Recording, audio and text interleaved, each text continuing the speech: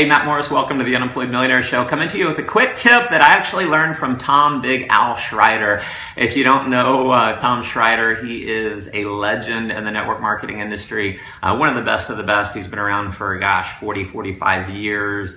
He travels about 250 to 300 days a year, training others on how to be successful in our profession. And so if you don't know about Tom, go to his website, fortunenow.com. He's flat out amazing. And I'm going to give you a quick tip, something I learned from him on objection handling. And see, unfortunately, a lot of trainers and distributors or leaders in network marketing, when it comes to objection handling, they will sometimes teach to be a little bit confrontational.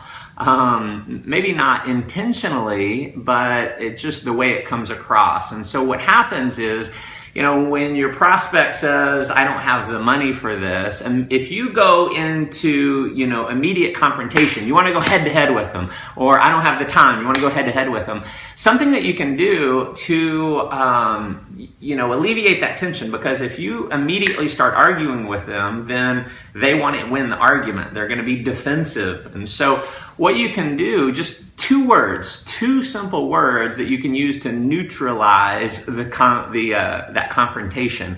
And the two words are, of course.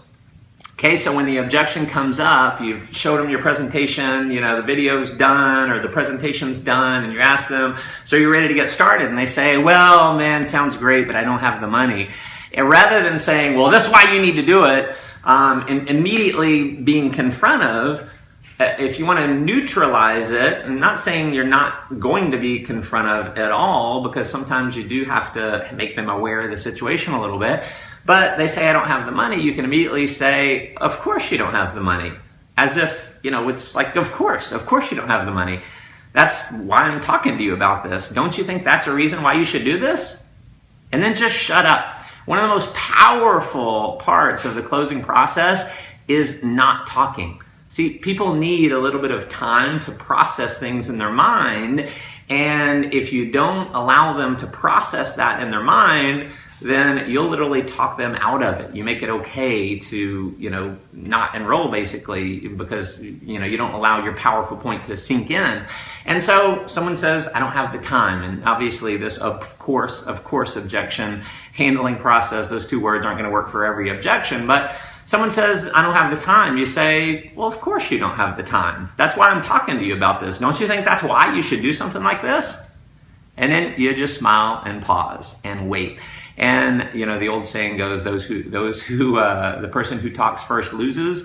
Well, in this case, the person, if it's them who talk first, they actually win, because it allows them to have what you just said sink in, allow them to make their own decision, and hopefully it's a positive decision. So listen, there's no magic statement that's going to get them all. I love to have the, words that are going to close everyone. It doesn't exist, but the two words, of course, and then that's why I'm talking to you. Don't you think that's a reason why you should do something like this? Let that sink in. I think you'll end up enrolling more people in your business. So hopefully this added some value. If you feel like it can help others, definitely share it around. Love to hear your comments below. If you're not a member of my newsletter over at mattmorris.com, hop over there, put your name and email address in, since there are some things that I talk about only by email. So thanks so much for tuning in. Go make life an adventure.